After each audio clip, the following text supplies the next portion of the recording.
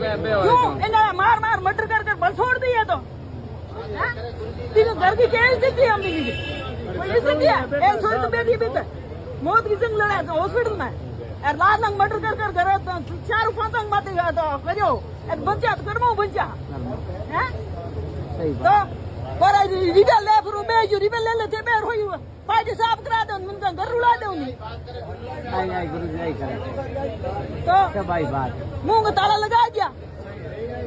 सरकारी आदमी का तो मुंह का ताला लगा दिया गुरु जी हमें तो है अपनी बात हुई।